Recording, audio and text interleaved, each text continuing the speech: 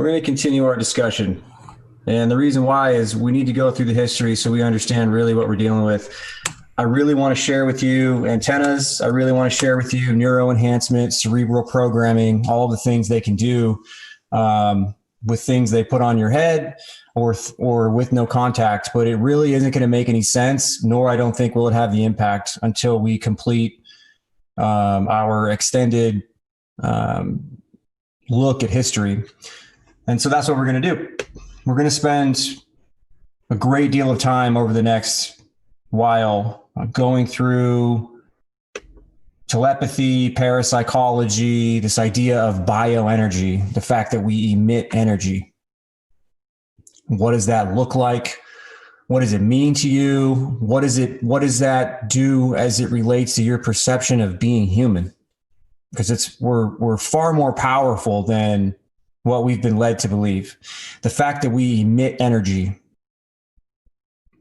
what can we do with that? The things that we understand that emit energy, we think are pretty cool, right? So we fall into that category. So you're watching big tech, and the idea here is to understand and decode what biologic internet gateway technology looks like. So we're going to look over the next while at the research as it relates to understanding our energy, human and or other biologics energy, plants and animals, and then move up until current date today and see where we get. And where we're at is this idea that the way that we and our bodies communicate, the biological systems, they have been decoded and they are now being merged onto the internet. So there's this translation from analog or biologic information that's going to be digitized, transmitted over the internet, and then put back into a biological form. That's where we're at today. It's going to make the cell phone look like a telegraph machine. And as we bring these systems online, what does that do to our lives? Is it going to enrich and enhance our lives, or is it going to take us down the other path of tyranny and enslavement? That's really the nature of this quote unquote program, no pun intended. We are on episode 81, and I cleaned up the notes. I'll be adding notes accordingly. So this will build as time goes on. And I've added the website that I'm working on. And this site is humaninternet.org. And it's under construction. There are cosmetic issues, and it is what it is. I spend the time I can on it, and in another year, it's going to look dramatically different than what it looks like now. And if you go here, you'll see things like brain communication, remote control, entire section on Google Radar, home and premises power line technology as it relates to interacting with the human, directed energy systems, wideband and Wi-Fi, which are coming out. They're in the phones and all around us now. They can image and sense and understand everything down to a sub-millimeter level. That's modern surveillance is in that tab, basically. I'm building a quantum communication page. There's nanotechnology, brain stimulation with nanotechnology, magnetic nanoparticles, synthetic biology, synthetic biotechnology, cyborg cells, quantum dots, bioenergy interfaces. So this is like nerve stimulation, electromedicine, electroceuticals, magnetic fields, mobile and wearable devices. So earbuds, watches, antennas, cameras, these types of things. There's information there about that. Cerebral programming, which I'll build out later. I'm still doing my own analysis on that, and we will get into that on this show, likely in a month or two. But it's a very important piece because it has everything to do with social engineering and or the way that we're going to learn going forward, being able to rapidly learn, accelerate learning. So you can get a 4-year collegiate degree, let's say in a few months, or so that a soldier can be trained up instead of sending them through 2 years of schooling. You can reduce that down to something like 6 months and have them just as effective. And then there's this media section that it runs the gamut, right? Bio-machine interface. So this is transhumanism stuff. And I mean, there's something here for everybody. And as we go forward, I will find more information and I will add to these sections.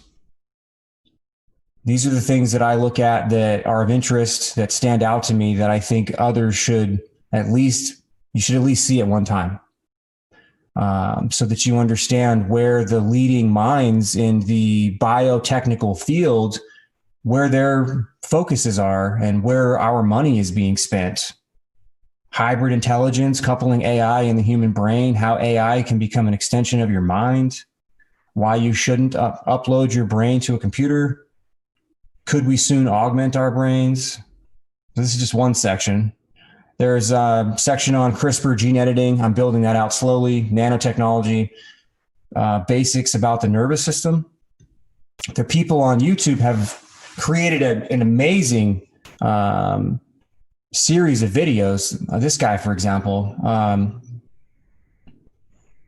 these are great videos to just learn how the brain works. And the reason I think everybody should understand how your brain works and how neurons work is because this is how the internet is going to merge and fuse with you. And to that point, we'll look at this patent first before we resume our reading on the Soviet and Czechoslovakian parapsychology and telepathy. And what this patent is it's in a family of similar type patents, but it's a method and an apparatus for modulating neuronal firing frequency at a brain functional site so they can target specific centers of the brain based on the resonance, and they can polarize the centers of the brain so they can control the electrical activity in the brain. Is really what this thing is saying. This patent discusses near field. And when you look at electromagnetic radiation, there's a near field and a far field. This patent discusses near field, but there's some really good information in here. And I'll read a little bit about it and we'll move on. This is in the show notes. I encourage you to review this. The first time I read it, honestly, it didn't make a lot of sense. And I reviewed it again today and it made a whole lot more sense. That's the interesting thing about patents is you read them the first time and you get some information. You go back and look at them again and you get more. So the background, right? The brain, it's formed by neurons clustered into multiple brain functional sites, different brain centers, regions of the brain. Each of the brain functional sites performs a particular function in the brain, and the function is characteristically related to the neuronal firing frequency at that site, showing as an activity in the brain, thus modulating the neuronal firing frequency at the brain site correspondingly modulate the activities in the brain. So what they're basically saying is that there's known relationships between what you're doing, seeing, thinking, feeling, tasting, touching, smelling, muscle movements, emotions, dreams, memories.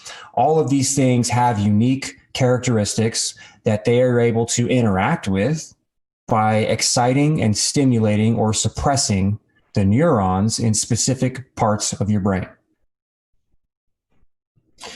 At each of the brain functional sites, the neurons are surrounded by extracellular fluid that contains charged particles. So now we're getting into the electricity part, such as calcium, potassium, and chloride.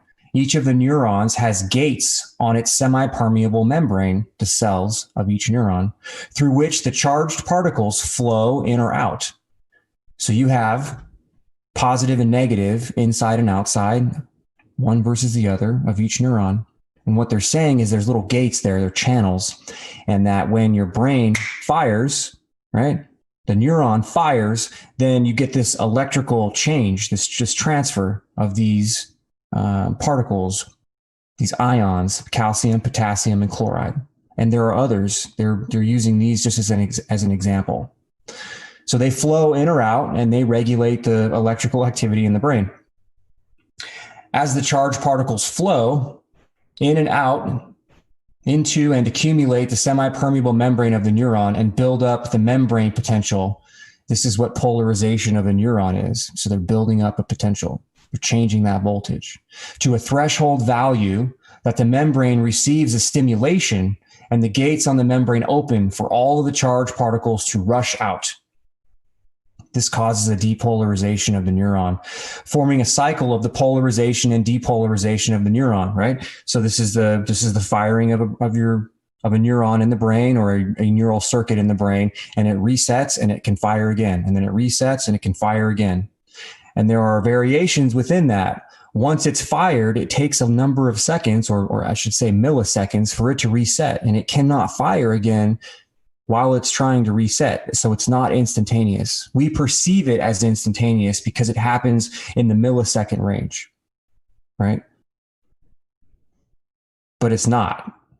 And electromagnetic waves travel faster than these cells can reset. So does light, so does sound. These are forms of energy that can be deployed in energy systems, right? That can ultimately interact with the firing of the neurons or neural circuits in your brain. And it can interact faster than these systems. When I say systems, these circuits, neural circuits in your brain, these energy systems function faster than your neural circuits do. So they can override them. They can interact with them. And we'll look at patents that discuss doing things like correcting depression, Alzheimer's, epilepsy, all the way up to and through regrowing bone and reinforcing tissue. All of these things function using this membrane potential, controlling the ion flow. And so what this patent really talks about is generating an electromagnetic field, right, that has variation in its power and a variation in the frequency. So it's manipulating the modulation of an electromagnetic field. We'll get into the specifics of that when we start looking more at directed energy. We're not there yet. Just know that electromagnetic energy is all around you, and the way that a wireless connection from your router to your phone, or from the over-the-air broadcast television to your receiver at your set-top box, or from a satellite to your set-top box, that is electromagnetic radiation, and it is modulated electromagnetic radiation that has variations in many different things: power, polarization, frequency, all of it.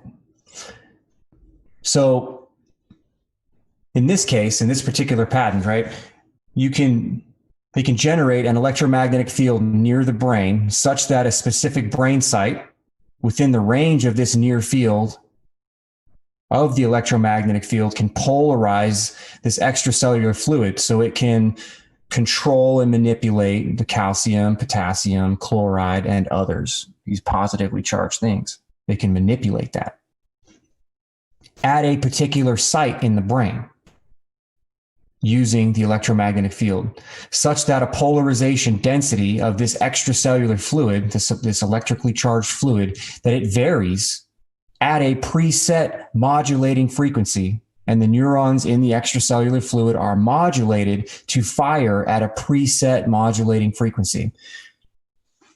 So we've been through like 2 or 3 paragraphs, and I'm not gonna break the rest of it down because I want to get back to the history of why we are where we are with technology.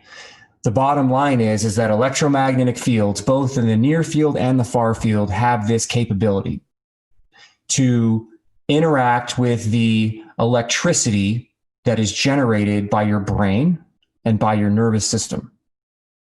There are a variety of ways to do this. You can interface with the existing systems that control this naturally, or you can introduce energy to override the natural systems to ultimately interact with the brain and or the peripheral nervous system throughout the body. This is just one example.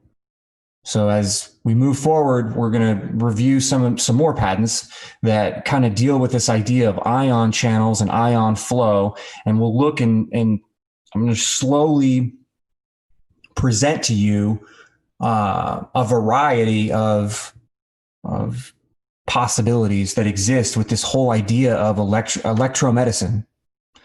And it's going to be rolled out. It already is. The leading minds, MIT, Pfizer, you name it, they're moving into electrical medicine, energy-based medicine. And when you look at big tech and you look at big pharma, they are merging.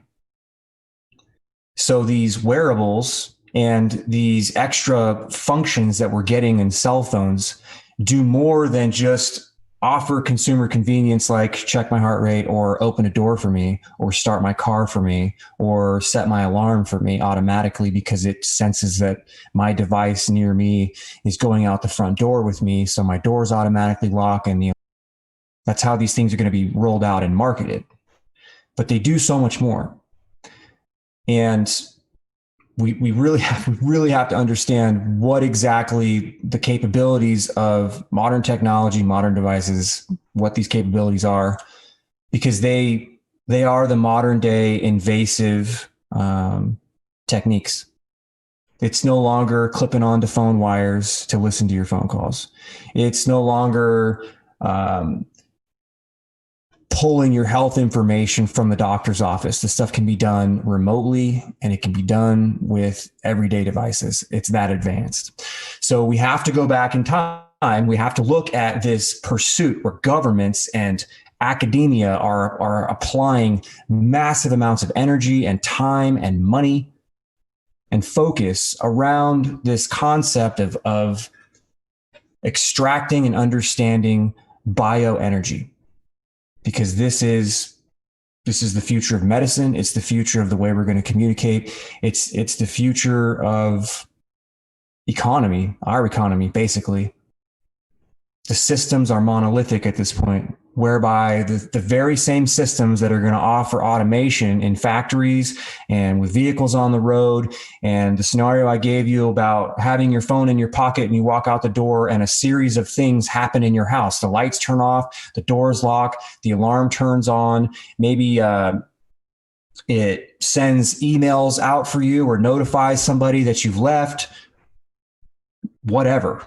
Maybe it toggles the doggy door because you've set the system up knowing that you're not going to be back for 10 hours or whatever, that particular smart device now needs to do something because you're no longer there.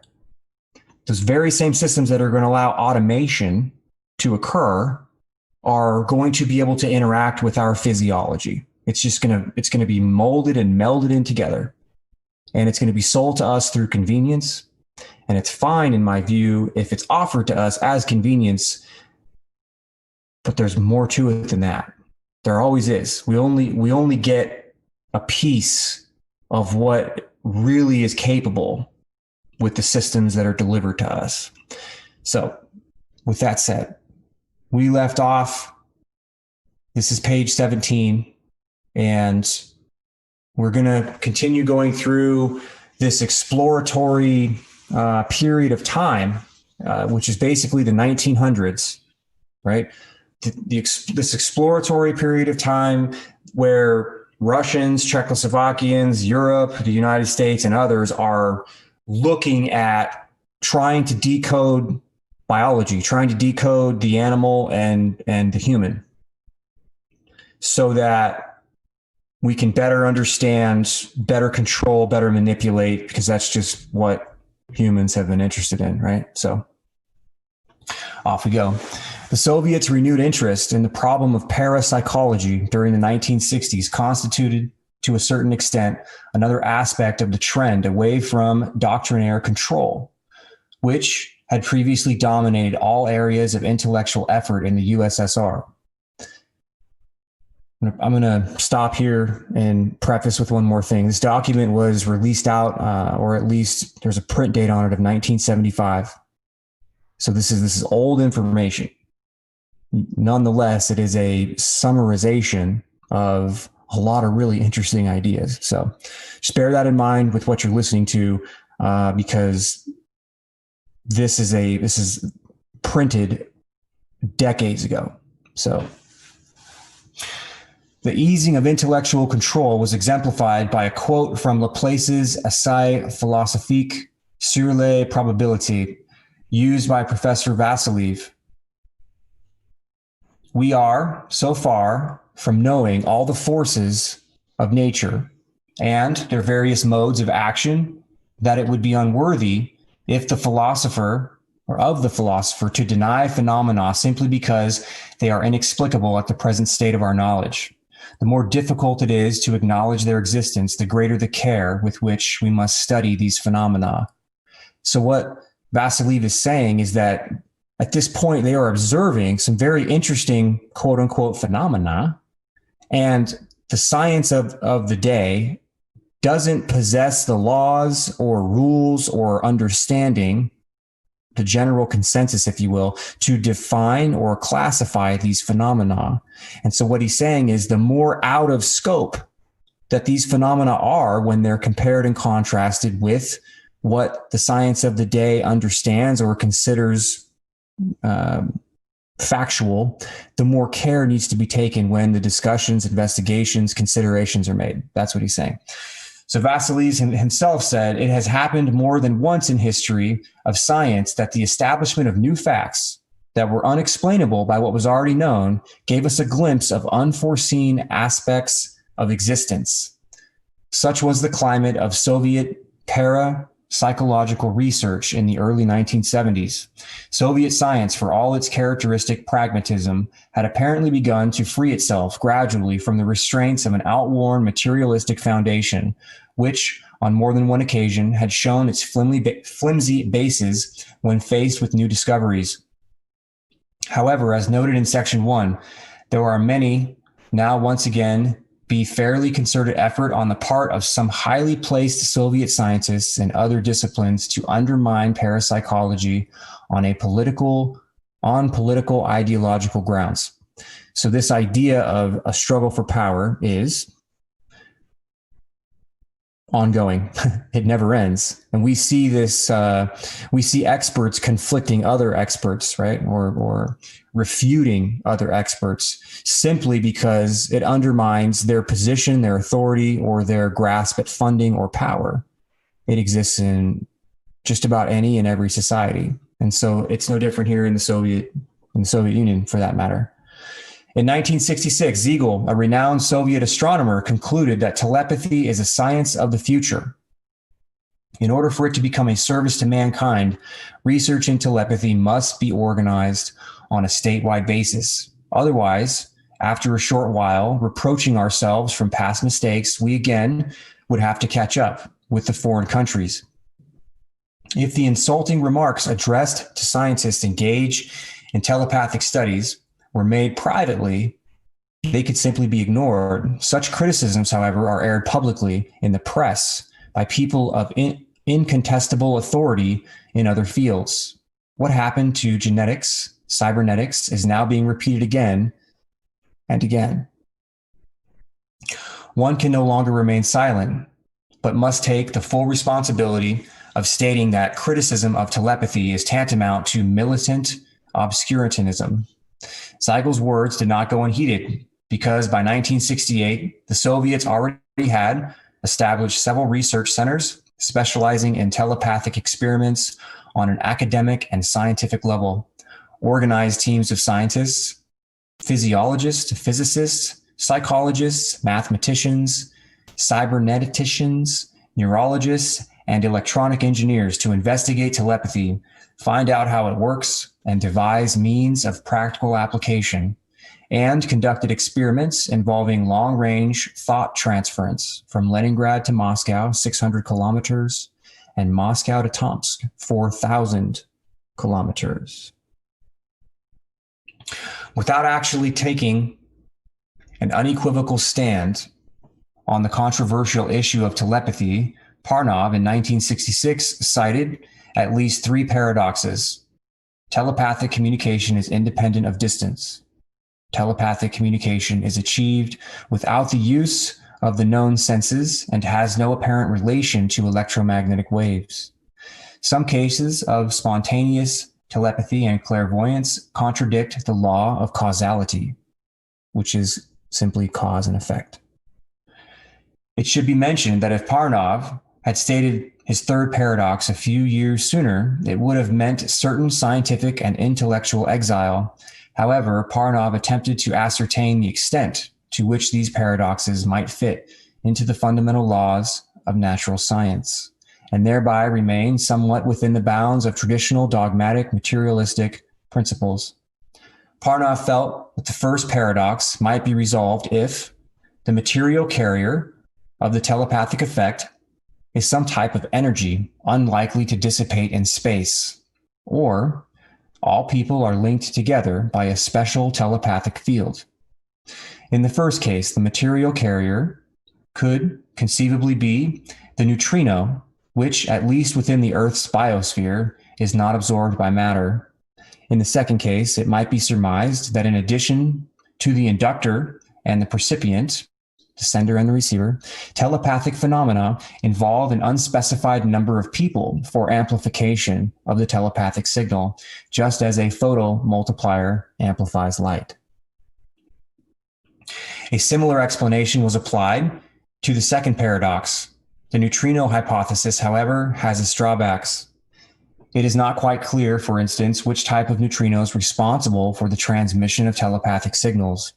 It is possible that all people are interlinked by a neutrino field, and this would support the amplification theory. The third paradox is the least palatable to traditional scientists and the most susceptible to criticism by opponents of telepathy. Its explanation requires, by implication, the breakdown of well-established concepts regarding time and space. One of the ideas advanced by some theoreticians is that of closed time, in which such notions as past and future become relative and beyond the theory of relativity. By accepting such an idea, it must be assumed, as a matter of fact, that the human brain can somehow locate the future by means of the neutrino. Parnov observed that other theoreticians had hypothesized that the neutrino's peculiar behavior is due to the fact that this particle moves from the future into the past rather than the other way around. Such a concept would do justice to the third paradox. It is interesting to note that these paradoxes were expressed before theoreticians began extensive discussion on tachyons, particles said to have a velocity, a speed, greater than the speed of light. Mental ions, having similar velocities of propagation, have also been postulated. They are discussed further in part B of this section. So I'm going to pause here and just remind you that these are speculations. These are scientists that are creating hypotheses, trying to explain, define, quantify, and understand this paranormal or psychic type energy. Before quantum mechanics really took off, before particle accelerators really do or can do what they do today, before this idea of being able to measure the unmeasurable, these are the broad brush thoughts that the renowned scientists, the expert scientists in these fields had at this particular time. And you can see up here, September 1975. And the Defense Intelligence Agency published this document. Another theory which could help explain the third paradox is based on the law of conservation of combined parity advanced by Landau. According to that law, symmetry is preserved in a system whenever the left is substituted by the right and a particle by an antiparticle. It then appears that all relationships are invariant with respect to time inversion. Thus, Parnov concluded the third paradox may contradict the letter, but not the spirit of modern physics. Kogan, referred to earlier, was the first to publish experimental results in human telepathic communication in a post-Vassiliev era. Only the qualitative and quantitative results will be presented here. The interested reader can pursue the above references for Kogan's research protocol. And here there are 16, 21, and 22, and they're likely cited at the bottom of this paper. Kogan rearranged his experiments in 4 groups, excluding experiments involving the use of hypnosis, which can be found in an excellent article by Velinov. The four groups included mental suggestion of an act involving objects at short distances, mental suggestions of the image of an object and selection of a given object at short distances, mental suggestion of object images over long distances, and mental transmission of object images over long distances. None of the experiments reported by Kogan were inconsistent with the Soviet electromagnetic hypothesis. An analysis of the results revealed certain qualitative and quantitative characteristics common to all experiments. They were: the rate of telepathic information transmission varied between 0.005 and 0.1 bits per second.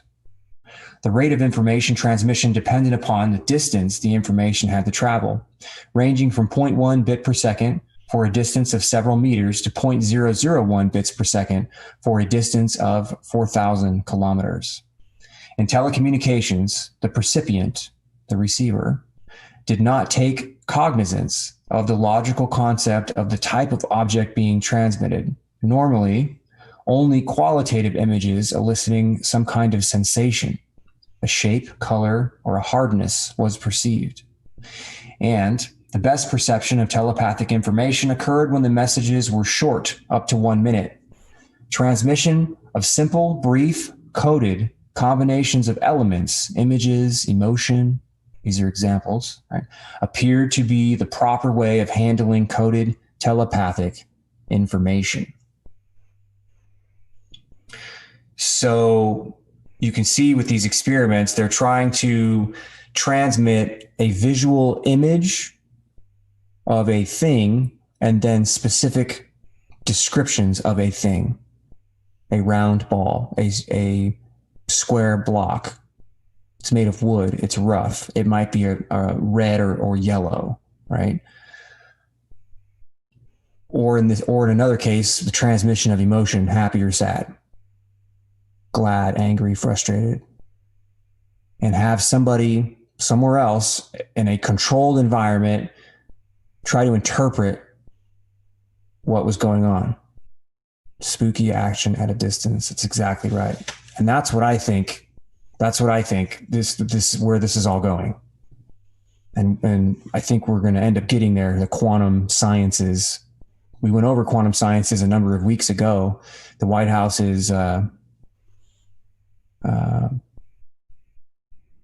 guess, I don't want to say mandating. They are funding $1 billion up to $2 billion over the next few years into quantum sciences. Department of Energy, academia, and private corporations, publicly traded corporations, all working together to improve non-military quantum science. And BACFA, I totally agree with you.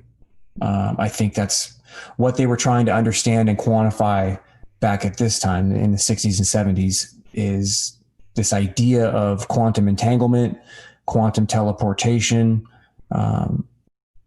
quantum science. Numerous Soviet experiments in human telepathic communication follow Kogan's work. Rapid Soviet advances in electronics, cybernetics, bionics, and neurophysiology brought new techniques to the study of telepathic phenomena. In 1970, the prime objective of Soviet telepathic research was reproducibility of results, and Soviet scientists now say in the future they will be able to make ample use of telepathic resources and to develop, direct, and control telepathic processes as well. Current Soviet Czech theories and research objectives. The most obvious trend of current Soviet and Czech telepathy research is that it is now casually oriented rather than directed towards pragmatic attempts to apply observed but little understood phenomena. The previous cart before the horse approach was not, however, an illogical one, since it led them to theorize that telepathic effects may be based on subtle, unidentified forms of energy or non-energy interactions. In 1973, Peter Rezek of Prague stated that telepathy may be conceived as a transfer realized by means of some known or unknown type of energy, or is made possible by some non-energy factor that accompanies the functioning of the brain. Rezek's questions Sergey's dedication to the interpretation of electroencephalograms, or an EEG, and wave measurements to uncover the carrier of transfer, and feels that Sergey's approach is directed primarily towards the application of the investigated phenomena and not towards an understanding of them. He questions attempts to regulate or control psychic phenomena before their underlying causes are understood. According to Rezek, ESP, extrasensory perception research, and research on sense perception are similar, since scientists in both fields are investigating the composition and structure of the apparatus by which the transfer is taking place. Perception as such in the natural science approach is actually incomprehensible. Nevertheless, the advocates of this approach are unable to accept the telepathic phenomena because proof of energy transfer is lacking. Rezek feels that if the natural science approach, which is unable to explain perception as such, were applied to ESP, extrasensory perception, this would make ESP doubly incomprehensible. Even if a wave motion is found to be associated with ESP, this phenomenon as such will again be incomprehensible. Rezek concludes that when ordinary sense perception become comprehensible, it may open up the way to understanding of telepathy. On the other hand, ESP could become the basis for an understanding of perception in general.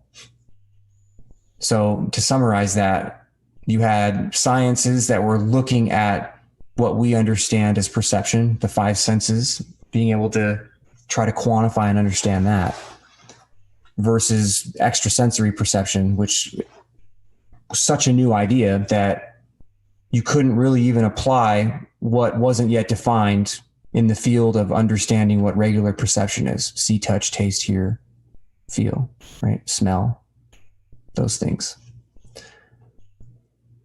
The trend towards theoretical development of models for cybernetic systems incorporating positronic phenomena has been augmented by a psychotronic model of man proposed by Joseph Wolff of Prague. As an integral part of the psychosomatic picture of human existence, a psychotronic model of man is an entirely unique contribution to the study of the concept of man. From an anthropological viewpoint, as well as from broader aspects that cover the comprehensive investigation of human existence, such a model is needed within the framework of other human sciences, particularly anthropology and psychology. A psychotronic model of man is based on present knowledge of psychology, anthropology, and the medical sciences. Not only offers an entirely new concept of man as an individual and as a species of living beings, but also permits new approaches to the solution of human psychosomatic disturbances and defects. The experimental psychotronic model of man, which Wolff presents in a rather simplified and schematic form, may serve this purpose. The concept of this model is universal. For example, it applies not only to man, regardless of sex, age, etc., but to any living being as well, whether terrestrial or extraterrestrial. The model includes the principle of spheres of man, the somatic or biological sphere, denoted by a triangle against the base, and the psychic or mental sphere, designated by a circle inscribed in the somatic triangle, and the psychotronic or parapsychic sphere, designated by a circle circumscribing the psychosomatic triangle.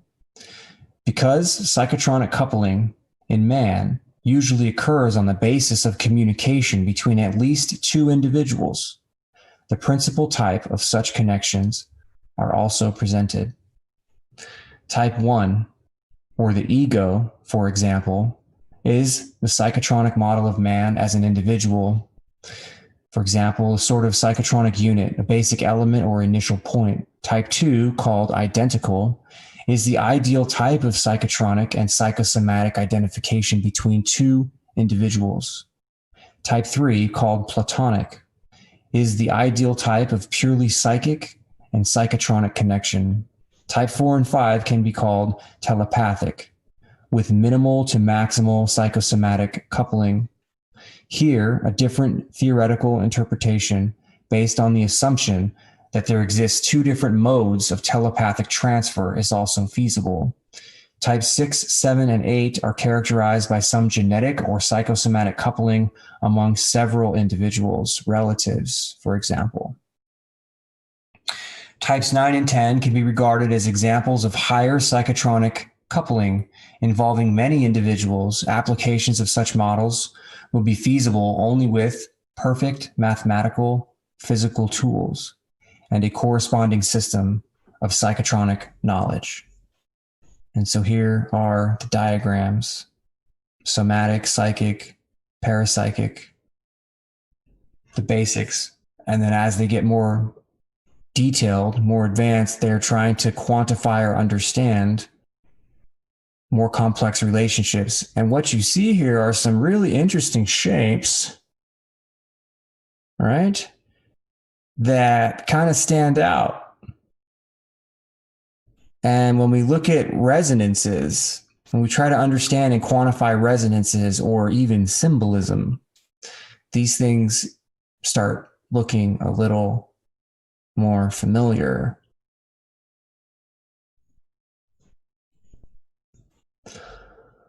Recently, the most important source of new questions concerning man has arisen from the need to humanize the technical sciences, where man is often subordinated to the operation of machinery and to the technocratic apparatus. It's funny how we are facing the same issues and challenges today, whereby we are becoming subordinated to machinery and to the technocratic apparatus. And it says here that it should be, or it should be considered perhaps the other way around, whereby machinery and the technocratic apparatus is subordinate to man. Which I agree with. And in my view, these technologies, that's really the paradigm that we have to deal with. Are these mechanized systems, this technocracy, this technocratic, the technocratic apparatus, or apparati, meaning plural, many of them that fuse together. Are we going to work for that? Or is the technocratic apparatus in general and machines going to work for humans? And this is a fundamental underlying question, in my view, when we look at the fourth industrial revolution as a whole. Because how the fourth industrial revolution is engaged, implemented, and ultimately constructed will have everything to do with whether or not humans serve the technocracy, or if humans create technocratic apparatus that allow for an enhancement, a renaissance of society. Not a governing of society, but a renaissance or an ability to enhance the unique characteristics of society that are ultimately set forth and dictated by each society's specific desires and needs, i.e., their culture. The tools are one and the same, and how they're implemented has everything to do with the future of our species. So, humanizing science, specifically where the human factor is completely relegated to the background, where human activity remains only on the fringe of human existence. Human shortcomings, defects, and failures are the most frequent. Technological dehumanization may have affected not only the individuals, but entire groups. and perhaps even all of society. Wolf thinks that the primitive peoples, for example, the ethnic groups of Aborigines who still live in the lowest cultural and economic level in the world, and who belong to so-called primitive, pre-literate, and pre-class societies, might be one of the most rewarding sources for studying psychic phenomena and for modeling the psychotronic profile of man, since they have not been culturally dehumanized by technology. Czech investigator M. Cernisk of Prague suggests that primitive levels exist in all human minds and that there is a regressive nature to telepathic phenomena. By regression, he means some primitivization of behavior, a return to older psychic functions on the ontogenetic plane. This behavior change is characterized by an abandonment of and withdrawal from the rational components of the human psyche, a complete detachment from the reality or from the perceived environment. The end effect of this detachment from reality is a spontaneous sinking into a state that can be characterized as one of primordial empathy. Although Cernisk describes the parameters for obtaining certain levels of regression in modern man, his theory does not encompass any of the concepts of biological energy transfer. Instead, he appears to accept the theory that the human brain is analogous to a highly sophisticated data bank in which all of life's experiences, impressions, consciously perceived or subliminally registered, are stored.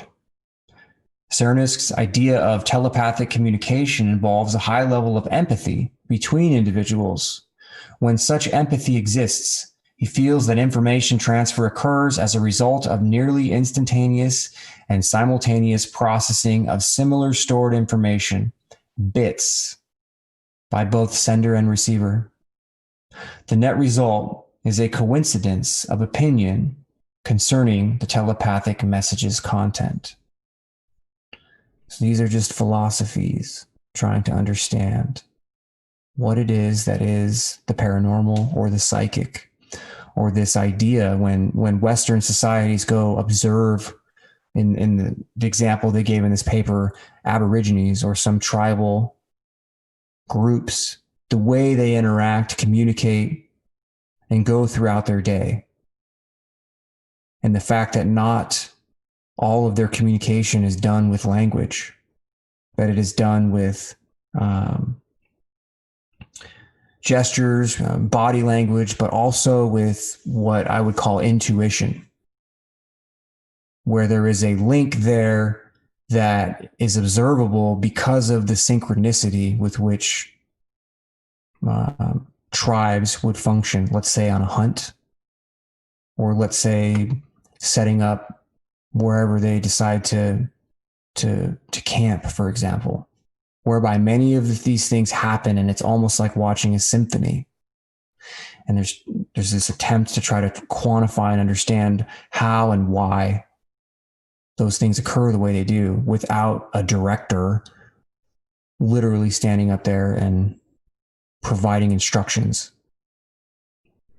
Cernisk's theory is based on a great deal of research. The Soviet and Czech literature on psychology, creativity, and the evolution of human existence is extensive. A huge volume of data has been compiled on the brain's memory capacity. The Czechs claim that 1973 experiments employing LSD have led them to the conclusion that all man's activities and experiences, whether perceived intensively or less intensively, are stored. They are now investigating the quantity of information the brain can process per unit of time, its bit capacity, and how this comes to manifest at the level of the conscious and the unconscious. The objective of this research is to make the process of cognition more economical. Czech scientists have likened the neuron to an integrated modular element that contains a resistor, a capacitor, and perhaps as many as 1,000 times 7 billion or 7 trillion semiconductor elements in operation, and another 7 trillion in reserve. The brain has about 14 billion nerve cells. If only 10 billion are able to receive information at any one time, and the transmission capacity of nerve fiber is 14 bits per second, then this means the brain is able to receive 140 billion bits of information per second. Thus, the memory capacity of the brain seems to be 1,000,000 times greater than that of current computers. For ordinary perception and deliberation, 14 to 16 bits per second are adequate. But for more complicated perception and deliberation, such as the solution of a mathematical problem, etc., about 20 bits per second are needed. The brain's great reserve bit capacity may indicate that unconsciously and subliminally, man may perceive far more information than what has been assumed previously. Experiments with known telegnostics seem to confirm this, since they apparently process and evaluate a huge quantity of information within an unimaginable short time. Czech theoretical cyberneticians are proposing the construction of computers that will create and possess at least a degree of intuition. Thinking computers, creating computers that can create is what that is saying. However, the Czechs admit that this concept is somewhat premature because they do not yet understand the processes in man and are unable to describe them adequately. So we can see here this conceptualization of artificial intelligence and machine learning and algorithms, right? Back in the 60s, when they're talking about trying to create mechanization, computers that function the way brains do. However, the Czechs admit this concept is somewhat premature because they do not yet understand the processes in man and are unable to describe them adequately. Parapsychology may eventually provide much essential knowledge about these processes and thereby help cybernetics in solving the problem of teaching computers to create. The point is not merely to build more perfect computers, but to design computers with qualitatively new functions. Work is now underway on a 4th generation of computers, and a 5th generation is being planned. The Czechs believe that parapsychology is already capable of offering cybernetics fruitful models. In the opinion of some cyberneticians, the present prostheses that replace missing parts of the body are foreign bodies within the organism, regardless of how perfect they may be. Once the technology of molecular circuits is mastered, it will be possible to integrate perfectly a prosthesis and the central nervous system's information system.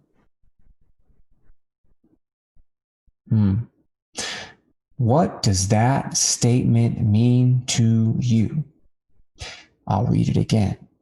In the opinion of some cyberneticians, cybernetic theoreticians, right? Cyberneticians, the present prostheses that replace missing parts of the body are foreign bodies within the organism, regardless of how perfect they may be. Once the technology of molecular circuits is mastered, it will be possible to integrate perfectly a prosthesis and the central nervous system's information system. From there, it will only be a short step to direct man-machine communication. Understanding of molecular circuits will also clarify the mechanisms of extrasensory communication between people. What do you see or think when you hear these words? I'll tell you what I think. I think nanotechnology. I think this idea of DARPA, for example, because that's what I've studied, right? Looking at biotechnology and prosthesis-based technologies and looking at ways to fuse these things together to create a man-machine interface, which is exactly what they're working on. DARPA's N3 program, non-invasive neuro program. They're looking at genetic manipulation. They are looking at nanoparticle assimilation in the brain and the body to create a man-machine interface. This is active and ongoing today. And when you look at all of the variations that are being studied with genetics, optogenetics, sonogenetics, chemogenetics, mechanogenetics, electrogenetics, magnetogenetics, all of these studies are focusing on creating systems that interface with biology, to interface with the nervous system and the brain, utilizing an external source, thereby creating a connection to machines.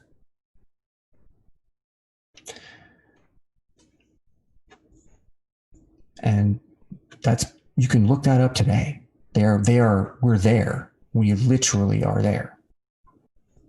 I mean, if you go to humaninternet.org and you can get started there. It's that simple. You can look at bio-machine interface. You could just watch TV. Human transformation, neural interface, discussions of neural interface. Regina Dugan, former DARPA, worked for Facebook.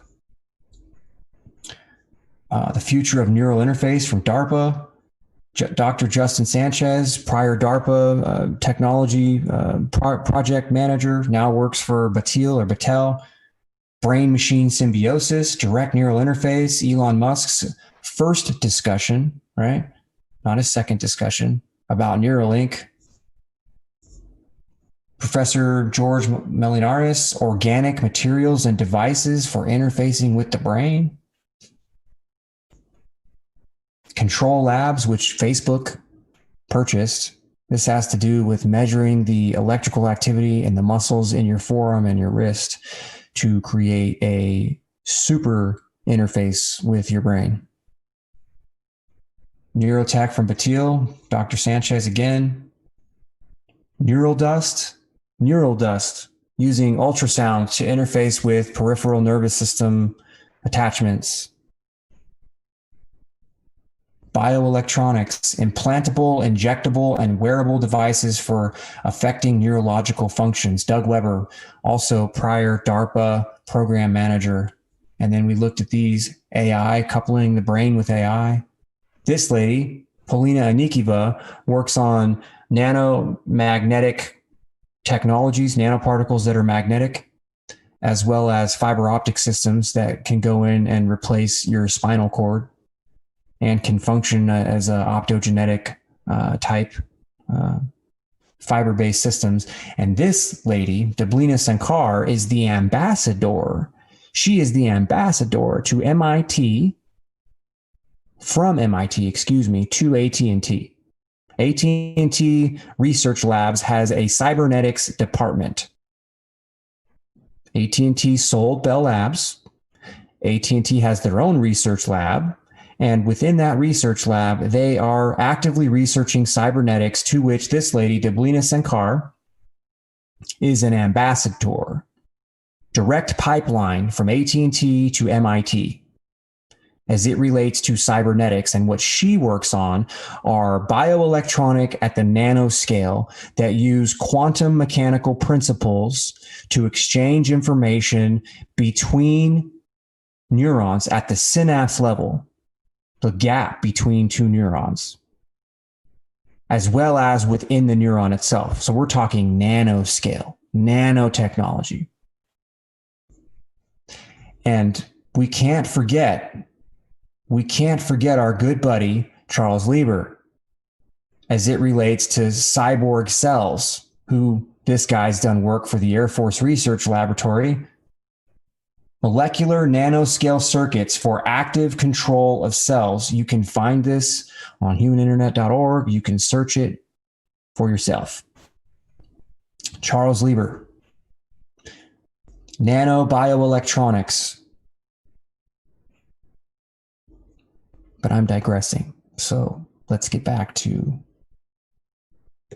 this. Man-machine communication, folks. Like I said earlier, the cell phone will look like the telegraph machine in a very, very short period of time. And I submit to you, if you stick around for the next few months, you may even wonder if the nanotech is even needed, because we are going to look at ion cyclotron resonance in detail. We are going to look at ion flow as it relates to the brain and the nervous system and the body, because it deals with everything, and the way that electromagnetics specifically interact with that. And I found some stuff over the last week that discuss using directional magnetic fields, stable directional magnetic fields, that when electromagnetic waves interact with cells that have ions, positive and negative ions, when electromagnetic waves interact with cells that are in a stable magnetic field that's oriented a certain way, a separate electromagnetic wave or energy can be introduced to those cells that are already engulfed in a magnetic field, and they can polarize and steer and control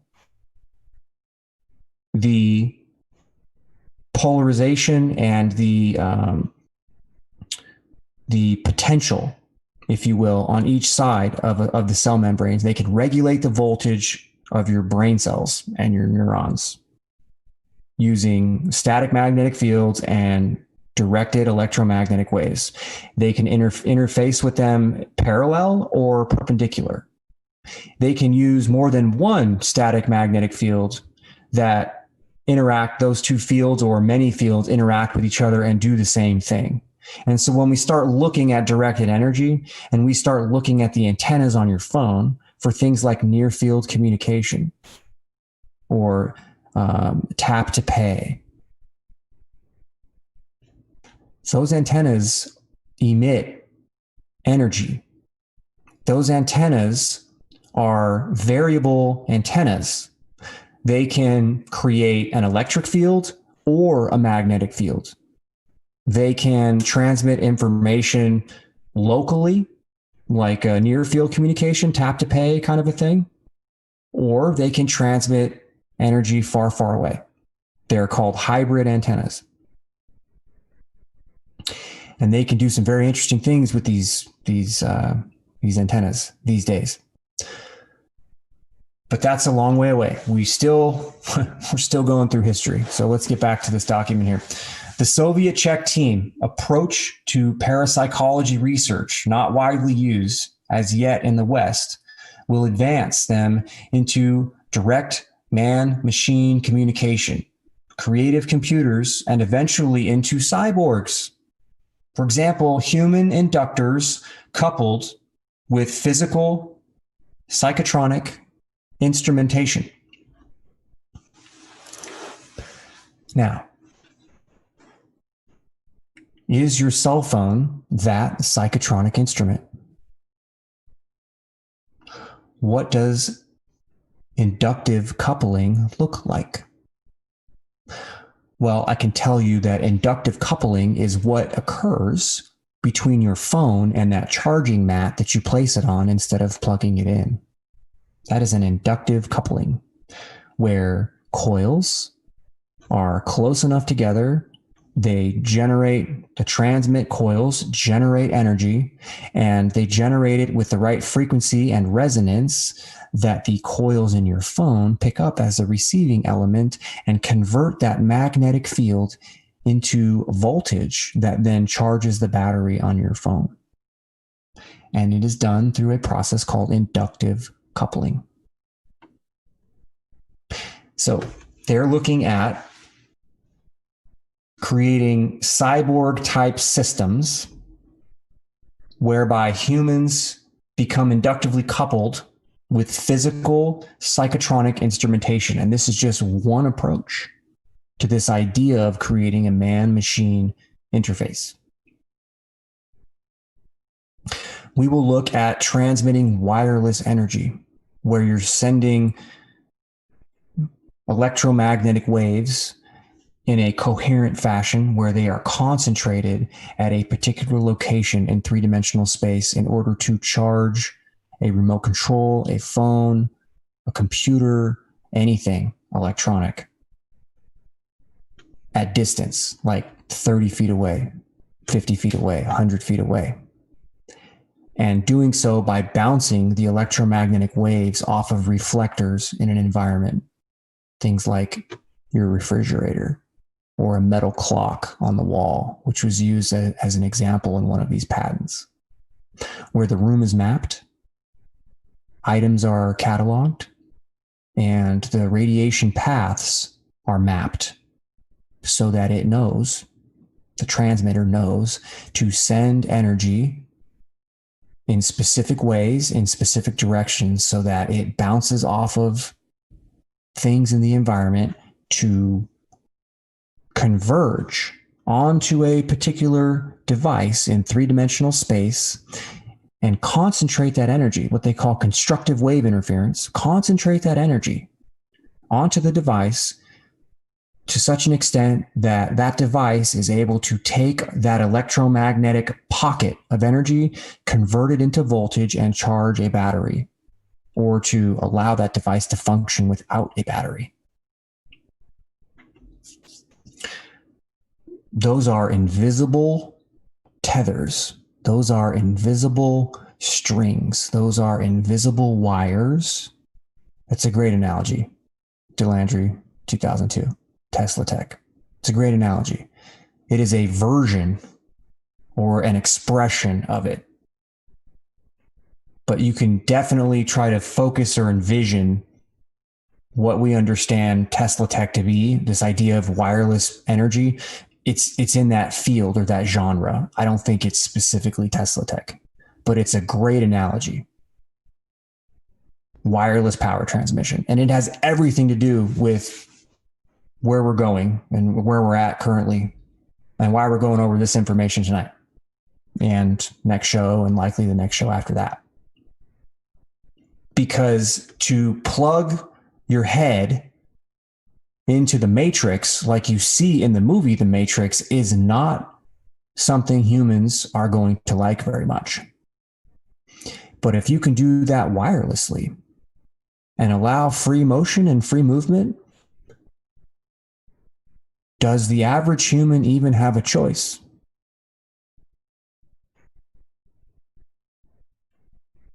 What does free will even look like at that point? Anyway, back to this document.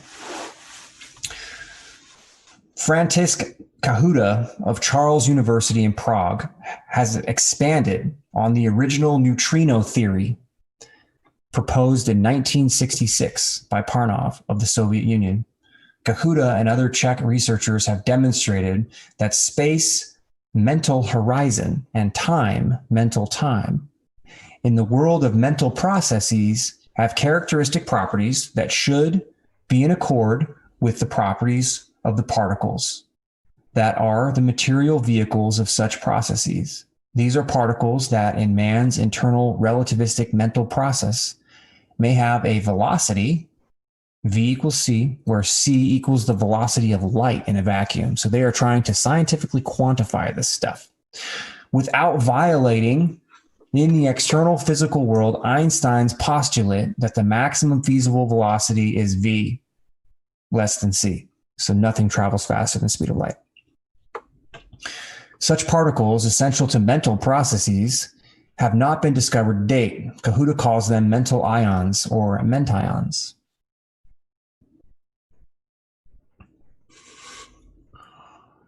For physical microparticles other than luxons, which have a velocity of V equals C, luxons, photons, and neutrinos, Alexei-Myron, Bilanuk, and George Siddharan introduced in 1969 the concept of tardions for subliminal particles traveling at velocities slower than light, and the concept of tachyons for physical superliminal particles traveling at velocities greater than the speed of light.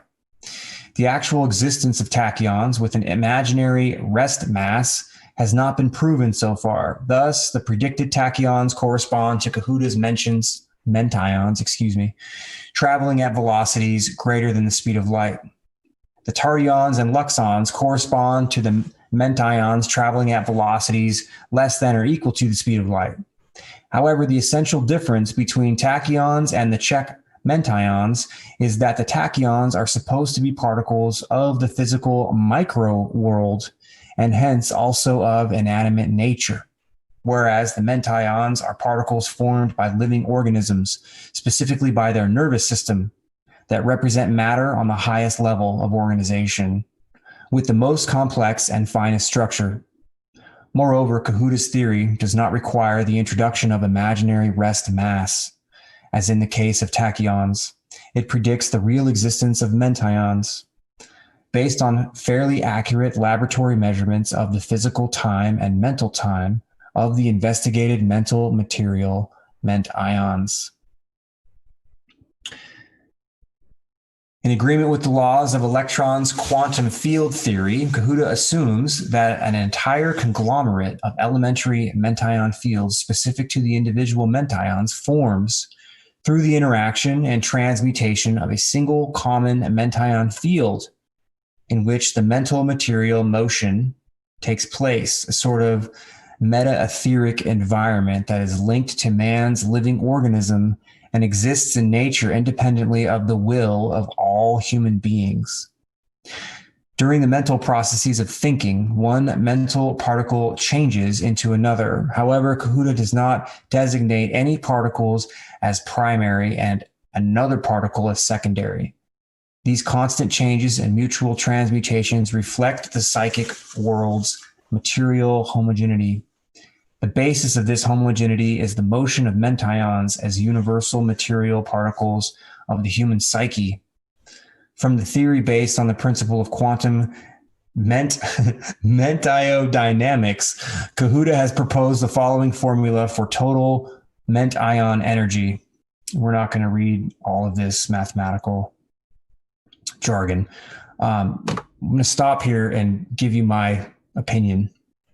When we looked at this patent, right, where they were talking about modulating the neurons, modulating neuronal firing, and when we're looking at calcium, potassium, and chloride as being ions, and those being polarized, meaning that you have a positive charge on one side and a negative charge on another side, and that you can do that with a group of neurons, and that you can target and locate specific centers of the brain, right? You can target specific centers of the brain and then activate and interact with those ions in order to get them charged and polarized one direction versus the next.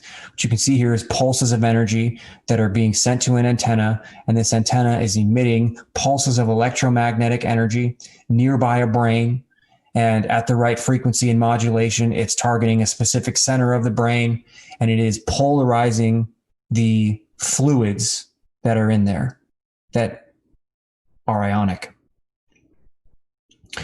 And I'm saying this to you because we're talking about these mentions, and back in the 60s and the 70s when this stuff was coming out, right? When they're trying to quantify and understand what's going on in the brain, what generates thought, what creates thought, what's measurable, how do you define it, how do you quantify it, how can you measure it, how can you interact with it? This is the nuts and bolts and the mechanics of it today. So there are many ways to look at the metaphysical, but as science improves, they are going to try to put the metaphysical in a box. So the box, so to speak, that we're going to be looking at is this idea of ions and ion flow, and the idea that these ions positively charge and negatively charge inside and outside of a brain cell or a cell in the nervous system, because these ions have a positive charge or a negative charge. And this is what regulates the electrochemical processes in your brain and your nervous system. And if you can regulate these things, then you override, or you can interface with, you can correct, or you can supplement. And at a minimum, you can read and measure what's going on with the mechanics, the nuts and bolts of your brain and your nervous system. And that can be interpreted however the measurer wants to interpret it. And there are standards for that. Obama's Brain Initiative in 2013 accelerated this whole thing, trying to understand and break down the brain to the protein level, the protein receptor level. What are all of the components of a neuron made out of, and what are those subcomponents made out of, and what is unique about each one of those subcomponents, so that it can be understood with the utmost specificity so that things like this can occur. Being able to create a connection with the brain and the nervous system through a variety of ways. A chip implanted with electrodes that are poked into the cortex, nanotechnology that is injected, inhaled, or absorbed, or swallowed, and then steered up to and through the blood-brain barrier, and then electroporation occurring so that the blood-brain barrier opens up, or that nanotech being doped with things like liposomes or liposomes so that the brain, the blood-brain barrier, sees the outside of the nanotech that's encapsulated with something that the brain thinks it needs inside the brain, like sugar or fat. And so it passes through the blood-brain barrier, the nanotech, because it is covered in something that the brain thinks that it needs for something like food. Once it's in the brain, it passes the blood-brain barrier, then it can be steered around with magnetic fields, for example. Or it delivers its genetic payload, something like an optogenetic payload, or a chemogenetic payload, or a magnetogenetic payload. And if this sounds spacey and far out there for you, look up DARPA's N3 program. It is exactly what I'm telling you right now. It's nanotechnology that is either synthetic nanotech or synthetic biotech, whereby genetic information is delivered into the body, directed to a site-specific location, and then inserted into site-specific cells to then create modification, whereby then systems nearby the individual that has now been modified or augmented with synthetic nanotech, those nearby systems can then create a secure, reliable, robust interface with the brain.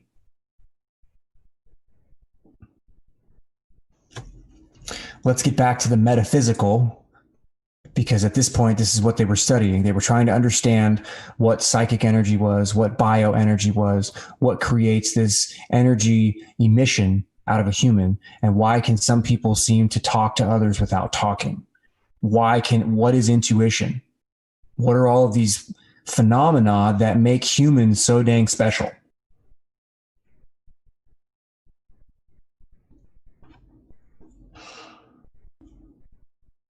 Kahuta's results indicate that electromagnetic processes alone cannot be the vehicles for or of psychic processes, and that within the framework of the entire complex mental structure, there must also exist another carrier of mental processes. one that permits the propagation of psychic reactions and interactions at velocities greater than the velocity of light in a vacuum. In Kahuta's opinion, it is indisputable that mentions do exist, but he points out that discovery and experimental verification of mentions will require a thorough theoretical knowledge of their possible characteristics and the most sophisticated and most accurate measuring equipment that science will be able to develop. Telepathic behavior modification. Chad, if you guys are out there asking questions, I'm not able to look there 24/7, but towards the end, I'll stop and if you guys have questions, and we'll open it up for, I don't know, 5 minutes or so. And then I think Crystal's coming back. So if the question time kind of moves into her time slot, then we can continue with that. So stick around if you can. It's I don't know, another half hour, and we'll start that. I know this is a lot of information, and these are big ideas. They are abstract ideas. They are foreign ideas. So if you have questions, I'm glad you do. That's the right thing it's good. It's good to have questions. That's all that we discuss on this show is this idea of putting humans on the internet. So we're going to go through it a piece at a time. Telepathic behavior modification, basic research. Behavior modification through telepathic means is in itself applied research. The changes or alterations of human activity desired can be either beneficial or detrimental to the recipient, the receiver. Soviet research in the field of behavior modification by telepathy, dating from the early 1920s through the early 1970s, has had one major objective: the application of techniques. In telepathy research, unlike research in most scientific disciplines, the applied phase preceded the basic phase. To put it simply, this is why telepathy is still called a phenomenon. Both in the USSR and the West, the phenomenon of telepathy has many applications, one of which is behavior modification.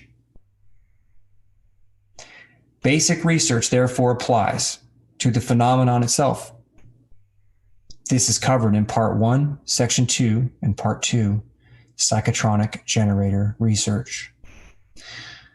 Applied research. Between 1920 and 1943, Vasiliev conducted numerous experiments involving telepathic mental suggestion. His first work involved the mental suggestion of motor or muscle movements. This early work was based in part on the published results of similar experiments conducted by Dr. Jaurès of Lille, France. Vasiliev's human test subjects were asked to perform various muscular movements through the medium of telepathy. For comparative purposes, some tests were made with hypnotized recipients, while others were placed. I lost my spot. While others were placed only in a relaxed state.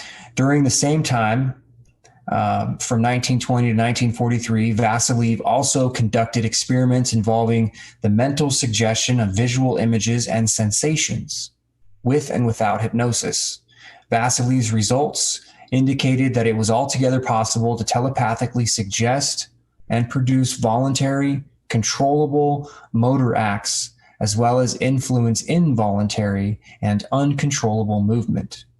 He noted that some of the best subjects for the suggestion of motor acts were unsuitable for mental suggestion of visual images and vice versa. So some were more responsive to the brain, telepathy to the brain. Others were more responsive to direct telepathy to the body. Apparently, there was no visible positive correlation between these two variants of telepathic susceptibility. Some of the subjects under hypnosis responded more readily to verbal suggestion of a sensory nature, while others were more responsive to verbal suggestion of the motor type. This observed variance applied for both mental and verbal suggestive techniques.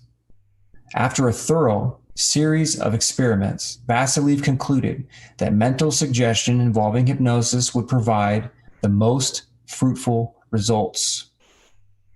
According to Ostrander and Schrodinger, the ability to telepathically produce sleep-wake states, or the obliteration of one's consciousness, that sounds fun, from a distance of a few meters to over 1,000 kilometers became the most thoroughly tested and perfected Soviet contribution to international parapsychology. So the obliteration of one's consciousness, putting you into a sleep-wake state from a few meters to over 1,000 kilometers, became the most thoroughly tested and perfected Soviet contribution to international parapsychology. Parapsychologists in Leningrad and Moscow demonstrated the telepathic manipulation of consciousness and correlated it with systemic EEG recordings. That's recordings of your brain. The Naumov-Sergeyev-Pavlova team found that EEG recordings changed dramatically when the telepathic impulse contained a message affecting human emotions. Transmission of several successive emotions of a negative character elicited the appearance of a cross-excitation of the brain. It changed the spontaneous EEG character to the tired state of the brain, dominated by slow, hypersynchronized waves of the delta and theta type. So these are lower frequency brain waves. Percipients of unpleasant emotions, people who received these transmissions of unpleasant emotions, followed by positive emotions, such as feelings of calmness or cheerfulness, regained normal EEG patterns within 1 to 3 minutes. Other Soviet tests included sending to the percipient, the receiver, the anxiety associated with suffocation and the sensation of a dizzying blow to the head. Pavlova, Sergeyev, and Naumov uncovered impressive data on the power of thought and concluded that a person doesn't have to conjure up in his own nasty thoughts. Someone else can do it and telepathically transmit them to him. Sernov and Troskin of Sverdlovsk demonstrated that the number of white blood cells rose by 1,500 after they suggested positive emotion to the patients. More important was the observation that after impressing negative emotion, the white cell count decreased by 1,600. Since leukocytes are one of the body's main defense mechanisms against disease, such a telepathically imposed shift in cell count could be used in altering human health. In similar research, the Czechs found that intense mental activity in the sender caused at a distance a slight change in blood volume in a resting percipient or a receiver. Measurements were made with a plethysmograph. Experiments in the West have verified this phenomenon. Soviet and Czech research in manipulative telepathic techniques has also included experimental transmission of kinetic impulses, transmission of sound, and transmission of taste. Outside of the Soviet and Czech research on the manipulative possibilities of PK and psychotronic generators, I think PK is psychokinesis. The emphasis on manipulation by means of telepathy still involves the use of hypnotism. Many Soviet and Czech scientists are using this technique as a means to try to identify the carrier of telepathy, but others may be conducting such research for far more devious reasons.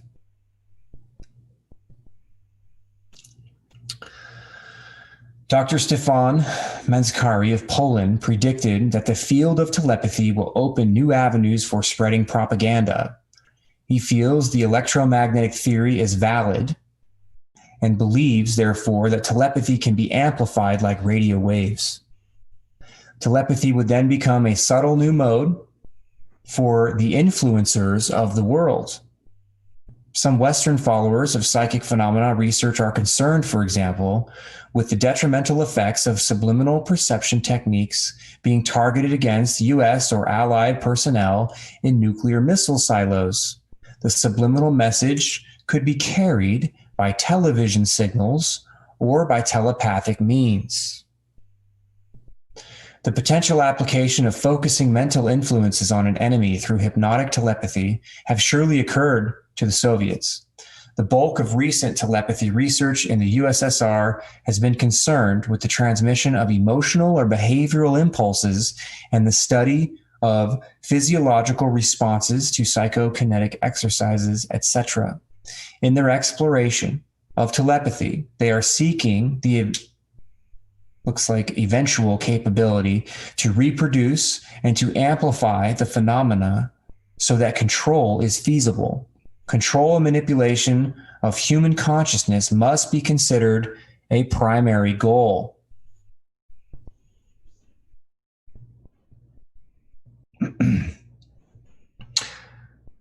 Psychotronic generator research. Psychotronic generators, also called Pavlita generators after the inventor, are small devices said to be capable of drawing biological energy from humans. The energy is accumulated and stored for future use. Once charged with human energy, the generators can do some of the things a psychic subject can do, but according to the inventor, Robert Pavlita, can be charged by individuals possessing no psychic ability. That's literally sucking psychic energy out of people. Whoa. The concept of man as a source of unusual energy dates back at least as far as ancient Chinese and Hindu teachings, in which it was called vital energy or prana. Between the 18th and 20th centuries, it was called various things: animal magnetism, odic force, motor force, N-rays, etheric force, etc. In contemporary Soviet and Czechoslovakian parapsychology, this energy is called bioplasmic or psychotronic energy. The Czechoslovakian rediscovery of biological energy is credited to Robert Pavlita, an inventor and businessman from Prague who began work on his devices over 30 years ago. Some representative example of Pavlita generators are shown in figure 3 through 7. No details of their construction have ever been made available to Western observers, possibly because Pavlita eventually plans to seek foreign patents. It has been reported, however, that the devices are fabricated from various metals: steel, bronze, copper, iron, and gold, and that their effects are a result of their form, so how they're made. Pavlita's generators can be charged by direct contact, example, rubbing or touching to the temporal region of the head, that's the side of the head, or by visually directing mental concentration upon them from a distance. The nature of the energy stored is still not understood, but over the years, a number of observations about its effects have been reported. It can be reflected, refracted, polarized, and combined with other forms of energy. It creates effects similar to magnetism, heat, electricity, and luminous radiation, but is itself none of these. The energy apparently can be conducted by paper, wood, wool, silk, and other substances normally considered to be good insulators. The devices have been tested by commissions of experts from the Czechoslovakian Academy of Sciences and the University of Hradec Králové in Prague. Static electricity, air currents, temperature changes, and magnetism were eliminated as possible explanations for the observed effects. In addition, the energy exerted its effect through glass, water, wood, cardboard, or any type of metal, and it was not diminished. According to both Soviet and Czech researchers, one major advantage of studying psychotronic generators is the reproducibility of their effects. In addition, they can be activated by nearly anyone, with or without any special psychic capabilities. The devices may have other practical applications not related to parapsychology. The Czechs claim that irradiation of seeds with the energy enhances plant growth, and that industrial pollutants have been precipitated out of water by its action. These claims may be open to question, since in 1972, Zdeněk Rejak, head of the psychotronic research section of the Czechoslovakian Society for Science and Technology, termed the experiments with plants and water ineffective. A recent newspaper article quoting Pavlita reported that his generators could serve as weapons. No further details were given. No information is available on Czech efforts to develop psychotronic weapons. But Pavlita has stated that some forms of his devices can exert both favorable and unfavorable effects on living organisms, including man. In experiments with snails, he exposed the energy from a generator to a state similar to hibernation resulted. So he exposed snails to this energy from a generator, and he's saying that a hibernation state resulted. When flies were placed in the gap of a circular generator, they died instantly. In another test, Pavlita aimed a generator at his daughter's head from a distance of several yards. Her electroencephalogram changed, she became dizzy, and her equilibrium was disrupted. In their present form and size, Pavlita's device could probably exert an effect on humans at only relatively short range. It is possible that their size could be enlarged or their energy amplified, thereby extending their range. If the Czech claims for these devices are valid, biological energy might be an effective anti-personnel weapon. It would be difficult to defend against, since it apparently penetrates most common forms of insulation, and its reported effects, changes in the brainwave characteristics, disturbances of equilibrium, dizziness, could result in personality changes or physical discomfort, which might alter combat effectiveness.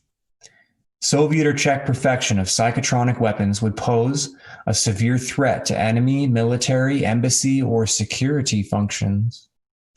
The emitted energy would be silent and difficult to detect electronically, although the Soviets claim to have developed effective biological energy sensors, and the only power source required would be the human operator.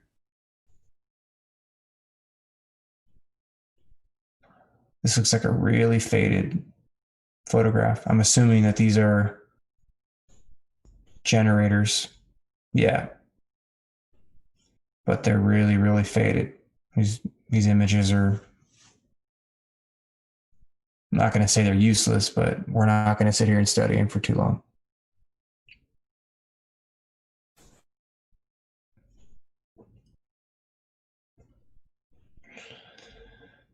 Come on.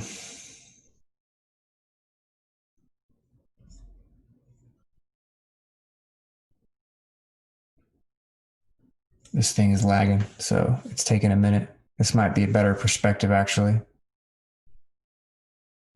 So you can kind of see these look like they're photocopies of pictures or something that, I mean, you can kind of make out, these look like water bottles, basically, where this thing is being run through water, or the energies run through water.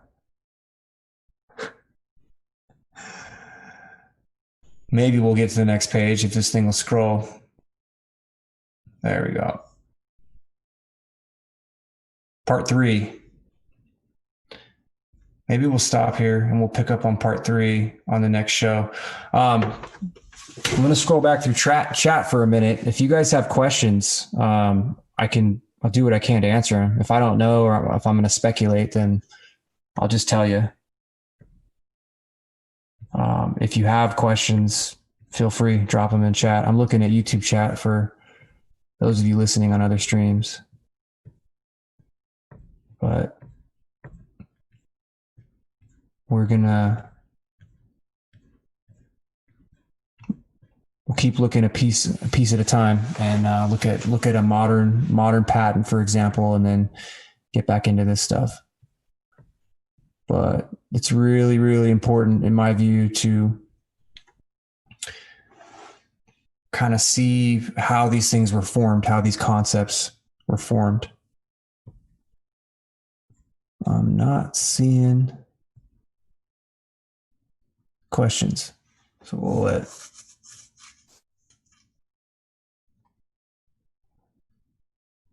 give it another second. If not, then we'll just keep rolling through this psychokinesis research.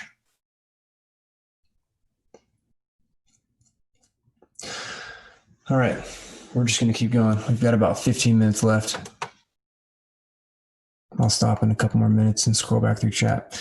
So psychokinesis, PK, or as it is sometimes called telekinesis, is the ability to influence, animate, or inanimate objects at distance. So we're talking about using the brain, using intent to move a pen or a pencil on a table, or levitate something, or push something off a table, that kind of a thing. That's what we're talking about. So this is to be done without physical contact, but by means of uncontrolled or controlled biologic energy fields. Some, but not all, of the effects of psychokinesis include initiation or cessation of motion in inanimate objects, apparent neutralization of the effect of gravity, so get something to float on inanimate objects, levitation, induction of changes in physiological processes of animate matter, the creation of measurable electric, electromagnetic, electrostatic, magnetic, or gravitational fields around a target, and the imposition of images on shielded photographic emulsions. Current Soviet and Czechoslovakian parapsychological research emphasis is on identification and quantification of the generated bioenergetic force fields, identification of the physiological processes underlying their origin, and development of practical applications of psychokinetic energy. There are fundamental differences between the Soviet and Czech approaches to psychokinetic research, since paranormal research was granted political respectability in the Soviet Union in the 1950s. Soviet scientists have concentrated their investigations on a relatively few highly gifted psychic individuals and have attempted to determine what, if any, physiological attributes underlie their capabilities and differ from those of non-psychic subjects. Parallel with these efforts to determine causes, the Soviets have concentrated considerable effort on determination of the nature of the energy fields formed, and to attempts to determine whether all psychokinetically gifted subjects create the same or different energy fields. Czechoslovakian research is also cause and effect oriented, but appear to be governed far more by the belief that psychokinetic effects can be produced by a majority of people, and that no inherent or highly developed psychic capability is a prerequisite to the investigation and demonstration of psychokinetic effects. Soviet research has taken several different directions in efforts to develop meta or materialistic explanations for observed psychokinetic effects. This research has involved in-depth studies. Man, it's so annoying. Hang on, I'm trying to get this thing set so it's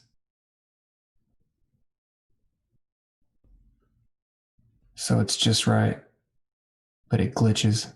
All right. Soviet research has taken several different directions in efforts to develop materialistic explanation for observed psychokinetic effects. This research has involved in-depth studies of characteristics of the electrical field between subject and object, characterization of electric fields immediately around the subject, study of bioelectrical fields by detection devices, study of subjects' brainwave patterns, and photography of the subject's bioenergy fields. To date, Soviet scientists are by no means in accord concerning the nature of the forces involved, but all are in agreement that a physical energy is at work. Dr. Viktor G. Adamenko of the Moscow Institute of Radiophysics, Dr. Viktor Ilyushin of the Kazakh University, Almaty, and Dr. Gennady Sergeyev of the A.A. Utomsky Physiological Institute, Leningrad, are the leading Soviet theoreticians studying psychokinesis. Both Ilyushin and Sergeyev have developed theories based on the existence of a new form of energy, a form of biological energy referred to as bioplasma. They consider psychokinetic effects as analogous to lightning accidentally charging a surface and feel that movement in psychokinesis occurs as a result of the interaction of the object's electrostatic charge and electromagnetic field with the human operator's field. The biological energy involved is under conscious direction by the subject, who can make a target object start or stop motion, change direction, or rotate. Sergeyev has developed instrumentation which measures changes in the bioplasmic field at distances up to 3 meters. He has recorded fields of 10,000 volts per centimeter in the vicinity of a target object, with no indication of an electric field in the space between the subject and the object.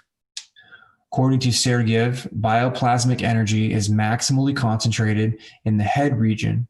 He attributes psychokinesis to a polarization of the bioplasma in a laser-like fashion and refers to this as a biolaser effect, which acts as a material force upon the object. Dr. Sergeyev has developed detectors that monitor the energy field during psychokinetic demonstrations. Although Western observers have been denied information on the construction of detectors, information reported to have been classified by the Soviet military, details may have been published by the Soviet Academy of Sciences. It is possible that the Sergeyev detectors are similar to those developed by an American, David Thompson.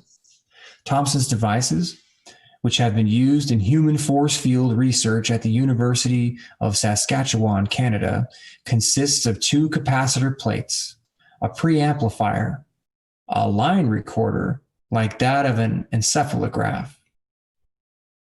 That's really interesting because that's how proximity sensors work in your phone.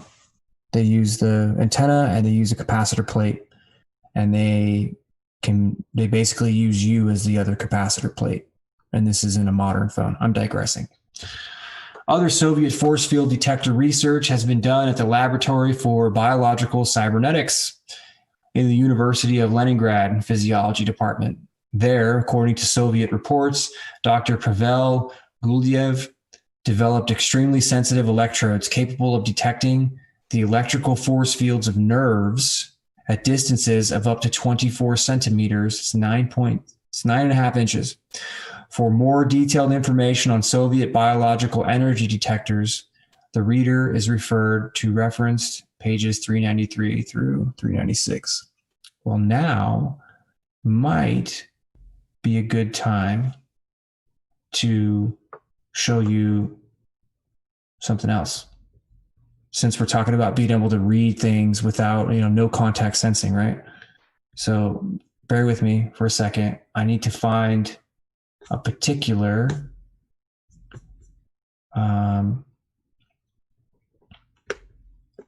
it's a particular patent.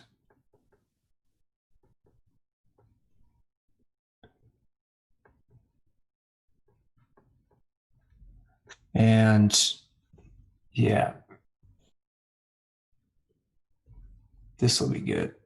So let's expand this, and I'll bring this over, and you can see where we're at with this whole remote sensing. So freer logic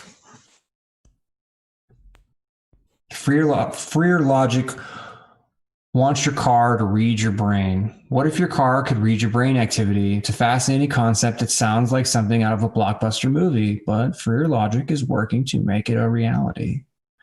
Through the neurobio-monitor headrest, a car could detect if a driver is drowsy, distracted, stressed out, or cognitively overloaded, among other things. With that information, your car would be able to take various actions like suggesting to pull over and take a rest or play calming music. The sensors embedded in the headrest passively read heads when they are 6 to 10 inches away. Really? Which should be all the time if you're driving. This means no sensor waves emitting from the seat. Sure. Even cooler, this tech means as a driver, you can accept or reject an incoming call or have text messages read out loud without touching a single control or even looking at the infotainment screen. Because this thing is reading your brain. It will know if you want to take the call or not. Some of those other cool little convenience features we were talking about earlier. Right? So you have a sensor in the headrest of a car that is able to read your brain waves 6 to 10 inches away. And I will show you the patent for that, if I can find it.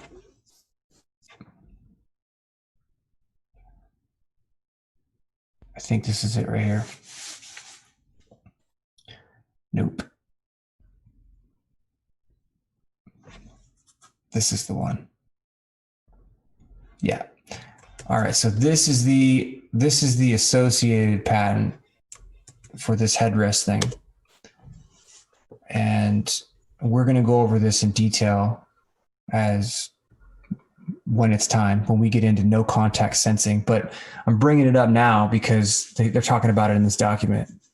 And we're just about out of time. So no contact, body and head-based monitoring of brain electrical activity by freer logic. So exactly what this thing is, the article is written about, right? It's literally talking about reading your brainwaves, and it's going to understand if you want to accept an incoming call or have your text messages read to you or send a text message, whatever, right? Without touching a screen or looking at the infotainment screen. This tech even has applications for autonomous drive systems. For example, when using Tesla's autopilot, you must periodically grab the steering wheel to prove you're still paying attention. People have found ways to game the system using all kinds of clever devices, but that puts them and everyone else at risk. The freer logic neurobio-monitor headrest would defeat these cheats by ensuring the driver's brain isn't distracted, which is a better way to boost self-driving tech's effectiveness. It's reading your brainwaves to see if you're actually looking at the road. I'm going to show you some pictures. What this thing is. It's an antenna with amplifiers that are able to tie into something like a Bluetooth device. And these sensors are just little antennas out here, no contact sensors that are tied into a circuit board that then connects to a smart device with a Bluetooth or something else.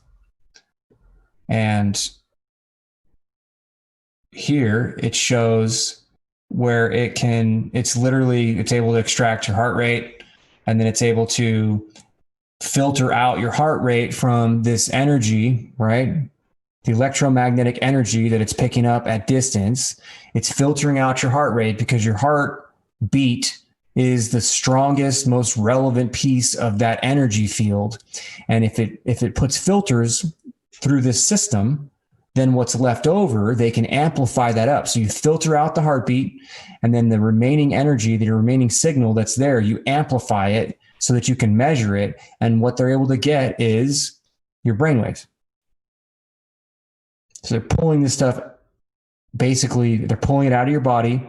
They're canceling out or removing the heartbeat, your heart energy, and they're able to amplify the remainder and read what's going on in your brain.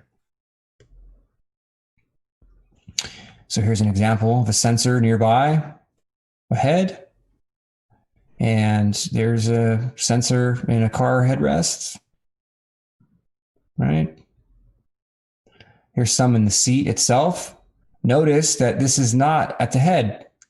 Notice that these are going to read the energy out of the body and still be able to pull the brainwaves. And Freer Logic has a patent for that. It's body-based sensing of brainwaves.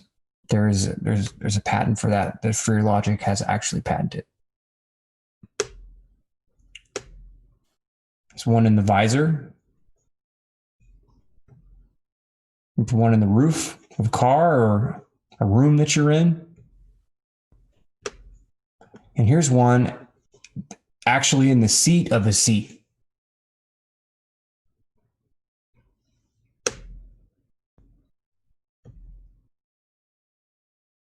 And what it's showing you here is that this sensor is able to transmit information to a mobile device, for example, and it's saying beta, theta, and alpha. These are brainwaves. So it's going to be able to read your brainwaves. And when you do more research on quantifying, classifying, and storing different brainwaves, there are patents that discuss cataloging and quantifying unique brainwave signatures where you have this much beta, this much theta, this much alpha, and they're coming from these centers. And because they know the orientation of the sensors and how it's being read and where it's being read, they understand the signal strengths, basically. They're able to read all the different brainwaves and their intensities. They're able to actually code and decode what those mean. They can convert those into speech. They can convert those into images. They can convert those into smells, into anything. It's just a matter of how sophisticated is the software. We are going to look at bioelectric sensors, no contact bioelectric sensors. That's going to be its own show, but it's relative with respect to what we were just reading, because they're claiming back in the 70s that in the 60s and the 70s, the Soviets had come up with these super duper sensors, right? That were able to detect energies far, far away, distances of up to 24 centimeters out of the nervous system. So distances of up to approximately 10 inches, they were able to detect energy, what they were quantifying as bioenergy, up to 10 inches away. And now we have technologies that are going to be implemented in something like a car that's doing exactly that. But instead of calling it ment ions or telekinesis or whatever, they're literally saying that they're picking up the bioenergy coming out of your body. They're filtering out your heart because that's the majority of the energy. And then they're amplifying up the remainder of that electromagnetic field that they're actually pulling out of your body. They're measuring it out of your body. And then they're able to interpret things like, are you stressed? Are you happy? Are you sad? What's on your mind? Do you want to pick up the phone call? This stuff is here. Welcome to the new world.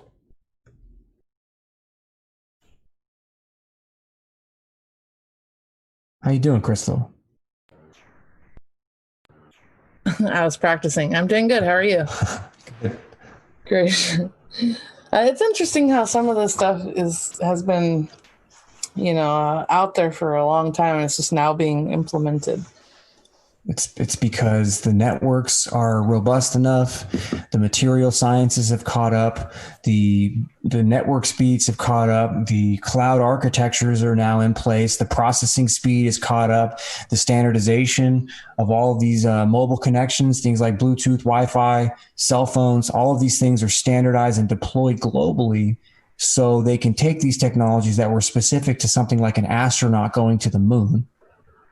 They would be used for things like that. Now they can be deployed everywhere. Man. Yeah. God, there's so much. Yeah. Well, it seems that, it doesn't reach us first, right? Who does it go to first? It's going to science and military. Military. That's what I was thinking. I mean, this guy, the free logic guy, he worked for NASA. I mean, a lot of his initial work was for NASA. Now he's working in Silicon Valley, and he's putting out stuff like, sensors in a watch that allow telepathy through a watch, or sensors in a car so that they're sold for safety. And these things are going to be rolled out, and they're going to be converted into software. So something like an Apple Watch or a Fitbit, they're going to have the same sensor arrays and the same antennas. And at that point, it's just selling the software.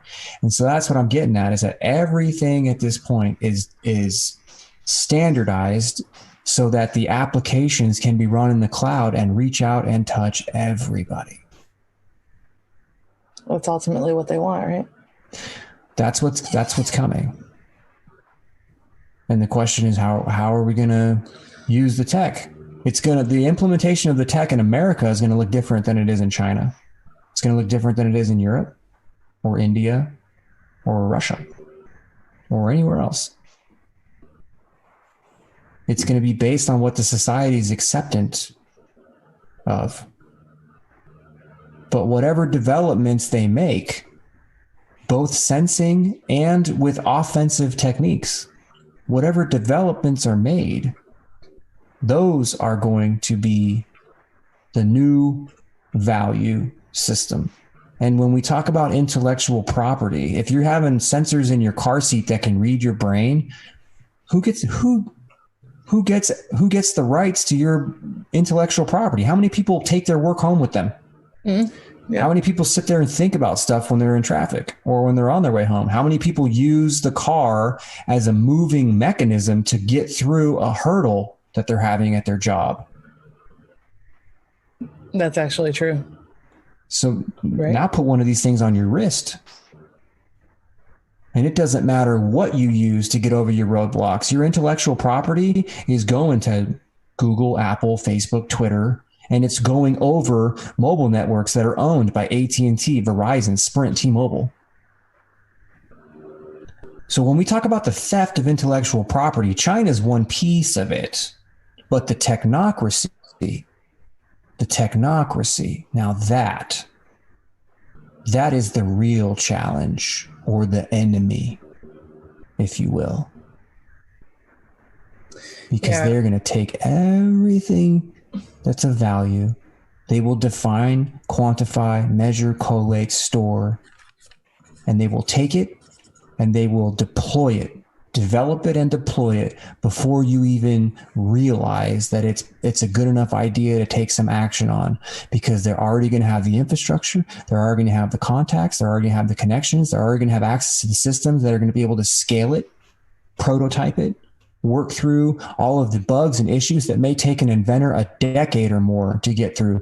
They will be able to bring it to market infinitely faster than you, and they've sucked it out of your brain, and that is literally how a technocracy will overtake the ingenuity, the creativity, the real value of a human, right? Is their creative intuition. The whole idea of imagination and being able to produce art in whatever that is. Because when you work through problems and you work in R&D, or you come up with a good idea, that is artistic creation manifest in your brain. It doesn't have to be with pens and paint or Crayola. Art is simply the utilization of imagination and creativity. And if that can be extracted on demand and be determined as being valuable, maybe not even in the field that you're working in, it will be taken from you and it will be exploited and it will be monetized and you will see none of the benefits. And that is how you subvert a free market system. And that is what we're dealing with today. Yep, it'll happen before you know it. You open your eyes one day and you're a slave. Well, open your eyes.